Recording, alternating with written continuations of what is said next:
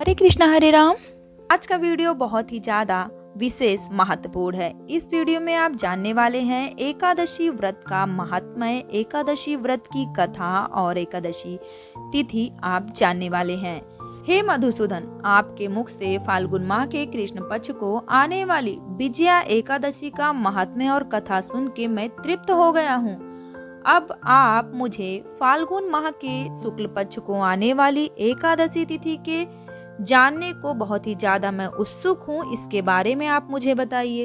अतः हे कृपा सिंधु, इस एकादशी को किस नाम से जाना जाता है? इस एकादशी व्रत का क्या विधि और विधान है? इस व्रत में हमें किन भगवान की पूजा करनी चाहिए? इस एकादशी व्रत के फल स्वरूप हमें किन पूर्ण फल की प्राप्ति होती है? मुझे विस्तार पूर्वक कहें। श्री कृष्ण बोले, हे राजन, फाल्गुन माह के शुक्ल पक्ष को आने वाली एकादशी को अमल की एकादशी के नाम से जाना जाता है।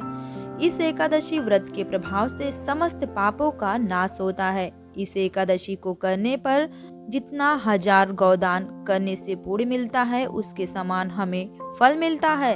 हे राजन, अब मैं आपको अमल की एकादशी की व्रत कथा सुनाने जा रहा हूँ, जो ऋषि वरिष्ठ ने राजा मंधाता को सुनाई थी। अतः इस कथा को ध्यान पूर्वक सुनना। एक समय की बात है, जब राजा मंधाता ऋषि वरिष्ठ के आश्रम पहुंचे, निवेदन करने लगे। राजा मंधाता, हे मुनिवर, आप सर्व वेदों के ज्ञाता हैं। आप मुझ पर कृपा करें और मुझे कोई ऐसी कथा सुनाएं कि जिससे मेरा कल्याण हो जाए। महर्षि वरिष्ठ बोले, हे राजन, तुमने बड़ा ही उत्तम विचार प्रकट किया है। सर्व कल्याण हेतु आज मैं तुम्हें एक ऐसी कथा सुनाऊंगा, सभी व्रतों में सबसे उत्तम और मनुष्य के अंत समय में उसे मोक्ष प्रदान करने वाली अमल की एकादशी कथा आज मैं तुम्हें सुनाऊंगा। अतः इस बड़े ही श्रद्धा पूर्वक सुनना इसे, और जितना हो सके इस कथा को दूसरे को भी सुनाना। एक समय की बात है, वैदिश नामक एक नगर हुआ करता था, जहाँ ब्राह्मण, क्षत्रिय, वैश्य और शूद्र सभी वर्ण के लोग बड़े ही आनंद से अपना जीवन निर्वाह करते थे। वहाँ सदैव वेद ध्वनियाँ गूंजती करती थी, और इस नगर में पापी, दुराचारी और नास्तिक कोई भी नहीं था। सभी नगर जन परम विष्णु भक्त और आबाल वृद्धि, स्त्री पुरुष सभी एकादशी का व्रत करते थे। एक दिन फाल्गुन माह के शुक्ल पक्ष की अमल की एकादशी का पर्व आया। उस दिन सभी प्रजाओं ने हर्षपूर्वक इस व्रत का अनुष्ठान किया। राजा अपने प्रजाओं के संग नगर के एक मंदिर में जाकर पूर्ण कुंभ की स्थापना करते हुए प्रभु को धूप, दीप, नैवेद्य, पंचरत्न आदि से थाली आंवले का पूजन करने लगे और इस प्रकार स्तुति करने लगे, हे पूज्य धात्री, आप परम ब्रह्म स्वरूप हो, स्वयं ब्रह्मा जी द्वारा उत्पन्न हुए और सर्व पापों का नाश करने वाले हो। आपको मैं कोटि कोटि वंदन करता हूँ। अब आप मेरा अर्घ स्वीकार करें। आप स्वयं श्री रामचंद्र जी द्वारा पूजनीय हो। मैं आपकी स्तुति करता हूँ, अतः आप मेरे सभी अवगुणों का नाश करें। भगवान धात्री की स्तुति के साथ ही सभी ने उस रात्रि जागरण भी किया। रात्रि के समय वहां पर एक बहेलिया आया। वह अत्यंत पापी और अधर्मी था। वह अपने परिवार का भरण पोषण जीव हत्या करके किया करता था। उस समय भूखा प्यासा व बहुत ही ज्यादा व्याकुल बहेलिया मंदिर में बैठा रहा और जागरण को देखते पूरी रात गुजर गई और वह एक कोने में बैठा रह गया। भगवान श्री हरि की एकादशी कथा का महात्म्य सुनने लगा। इस तरह वहां उपस्थित अन्य नगरजनों की भांति उसने भी पूरी रात्रि जागरण करते हुए बिता दी। प्रातःकाल होने पर सभी नगरजन अपने घर को चले गए। वह बहेलिया भी अपने घर को चला गया। घर जाकर उस बहेलिये ने भोजन किया और कुछ समय पश्चात बहेलिये की मृत्यु हो गई।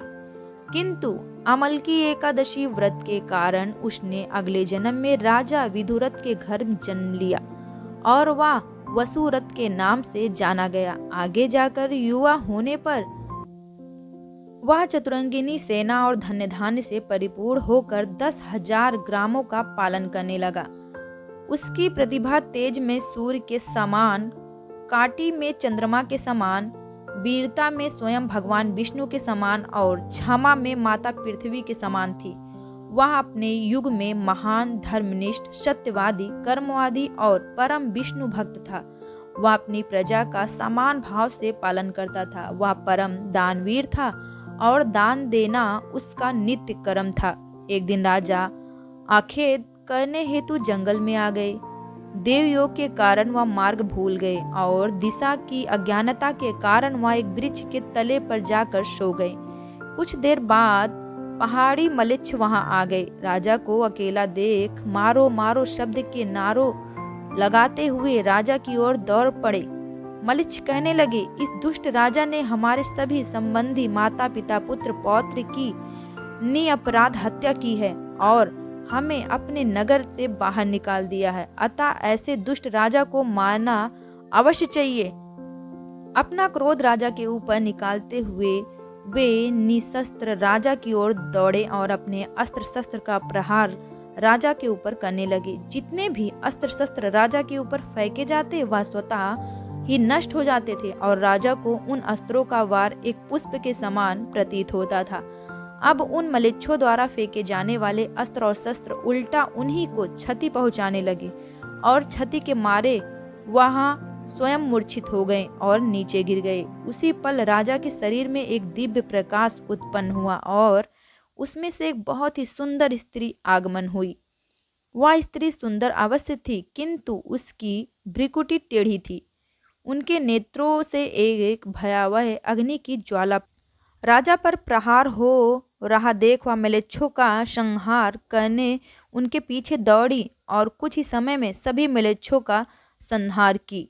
कुछ समय पश्चात जब राजा जागृत अवस्था में आया तो उसने सभी मलेच्छों को मरा हुआ देखा। सभी मलेच्छ को मरा हुआ देख वह आश्चर्यचकित हो उठा और सोचने लगा कि इन मलेच्छों को आखिर किसने मारा है।